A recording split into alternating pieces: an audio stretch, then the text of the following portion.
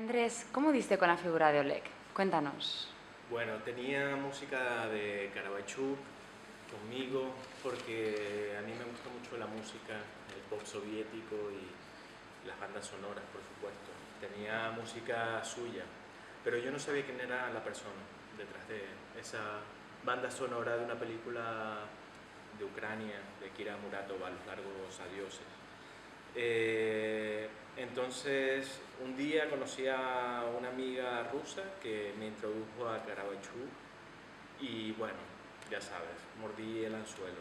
Quiero decir, es la clase de personas que a mí me gusta mucho hacer un retrato. Inevitablemente sentí el deseo de ir allí a buscarlo. Claro que me tomaría mucho tiempo. ¿Cuánto tiempo? Pues el proceso, a ver, ir a buscarle, digamos, el primer viaje fue un mes. Un mes de incluso contactarle, pero él no quería verme porque ya sabes que él tenía un carácter muy difícil, era muy desconfiado, muy hermético y gruñón. Un día un amigo sonidista que le conoce muy bien, ha trabajado con Carabaychuk, me dijo te voy a ayudar y me sugirió de esperarles un día en un parque a una hora y que él iba a pasar por allí con él, iba a decir, ay mira, qué casualidad, este es el cineasta español que te quería conocer. Y bueno, así estábamos pues Karina, yo, y estábamos vestidos de azul por casualidad. Y cuando Oleg aparece, él está vestido de azul.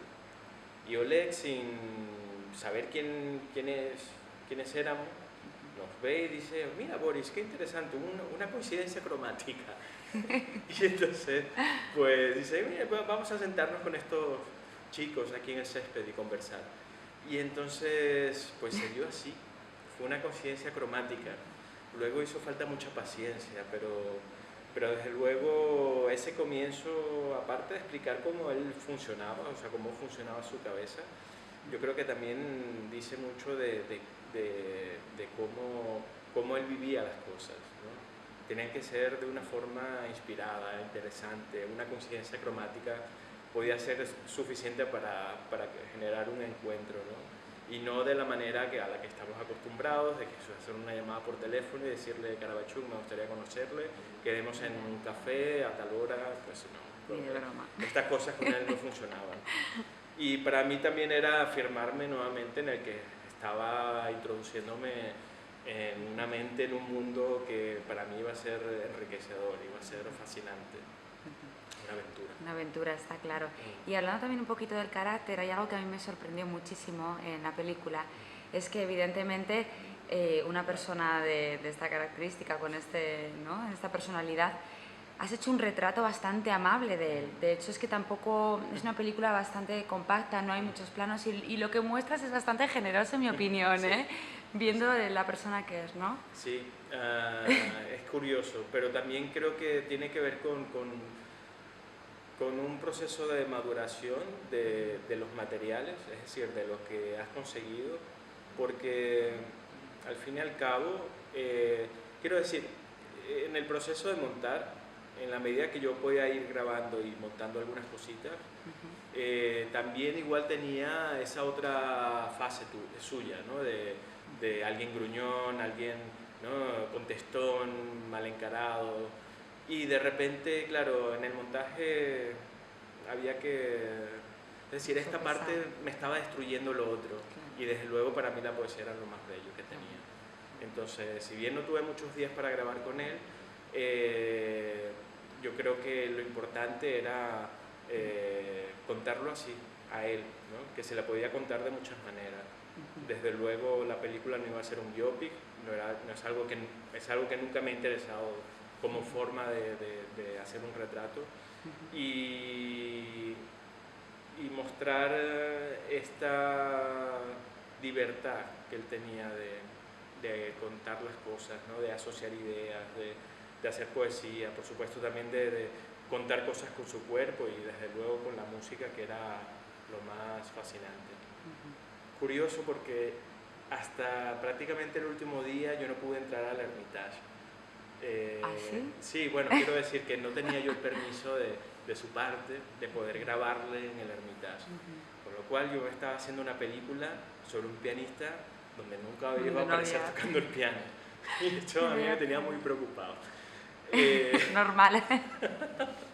Y entonces en un momento él acepta y me dice: Andrés, ¿qué necesita? Y le dije: Oleg, es importante que poder grabarte tocando el piano. Y él acepta y dice: vamos al Hermitage. El Hermitage, por otra parte, se portó muy bien, fue muy generoso y nos dejó entrar allí. Y entonces, pues nada, nos fuimos el único día que podíamos y nos fuimos allí al salón donde toca el piano. Caravachú, pues cuando va los lunes allí a tocar el piano del SAR, se puede pasar 6 horas tocando el piano sin parar. Y claro, esto para mí era un problema, porque ya yo estaba planeando esta película de plano secuencia. Y le digo amablemente: Caravachú, tengo un problema.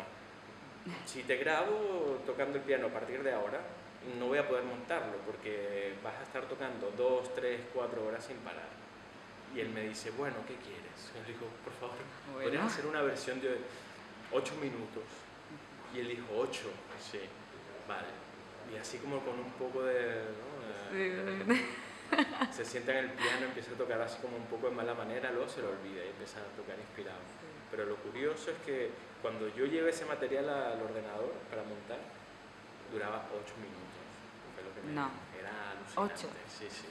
Imagínate a alguien que, bueno, tiene esa medida del tiempo Del tiempo, sí, sí, tan exacta, ¿no? Era alucinante. Wow. Entonces, bueno, tenía estas cosas, ¿no? Que te sorprendía. Entre otras. Te sorprendía, sobre todo para un hombre de su edad. Y era como un guiño. Y hablando un poquito también del tema del tiempo, y ayer en tu presentación además nos lo comentabas, que en realidad, bueno, lo que es filmarle fue en un periodo muy corto frente a todo este tiempo anterior de intentar llegar a él. ¿En cuántos días rodaste? Coméntanos un poco. Fueron 8 días en total. Las localizaciones estaban claras y a partir de allí había que en esa localización buscar un punto donde íbamos a grabar y grabar la improvisación suya, porque en realidad ya no solamente es su forma de ser, que es así, sino también que era justamente esos momentos donde él realmente mostraba esa inspiración que a mí me gustaba tanto. Entonces creábamos un pequeño mundo alrededor suyo, a veces leíamos un texto de Gogol y eso a él le gustaba, o poníamos música suya y entonces él pues entraba como en un momento de meditación, de inspiración, y allí en ese momento empezábamos a grabar. Era una persona muy escurridiza, entonces era difícil montar una película de alguien que está siempre moviéndose de un lado a otro. Entonces, para mí el pasillo era evidente, ¿no? Claro. La misma... Ahí lo tenía... Sí, era pues eso. Él estaba detenido por un lado por la cámara y detrás no iba a volver. En su pueblo es un poco más libre, ¿no? Pero sí que hacemos un recorrido que es como circular, que es muy bonito, y los otros pues es él sentado al piano. Era la única forma de tenerlo un poco en sitio, ¿no? Porque, como te digo, era una persona que intentaba siempre evitar la cámara, y eso era complicado. Pues hombre, desde tu lado, desde luego. Sí. Qué bueno, muy bien. Así que bueno. Pues nada, vamos a tener que ir terminando la entrevista. Solo una última pregunta. ¿Qué nuevos proyectos tienes? Bueno, tengo ganas de volver a Rusia, sobre todo porque di con dos personas que me interesan mucho, un chamán y un psicólogo junguiano, que van en busca de los vestigios de una cultura que ha prácticamente desaparecido, los carelios. Y de momento está todo en fase como muy inicial, ya tuve un primer encuentro con ellos, pero creo que me va a dar nuevamente ese input que tanto me gusta para hacer cine, que es de la improvisación, que es del jugar y el de establecer una serie de mecanismos que nos produzcan como una visión diferente de la realidad. Entonces eso, yo creo que mis películas tienen siempre ese componente, que son documentales pero te muestran algo que está como fuera de lo real. Y yo cuando consigo eso digo, ah, mira, que hay película. Muy bien. Pues tenemos muchas ganas de ver este futuro también aquí en suerte. Zaragoza. A ver si vuelves con nosotros y esperemos que estés a gusto aquí. Gracias. Muchas gracias, Andrés. Sí. A ti. Gracias. Bueno, y mucho éxito.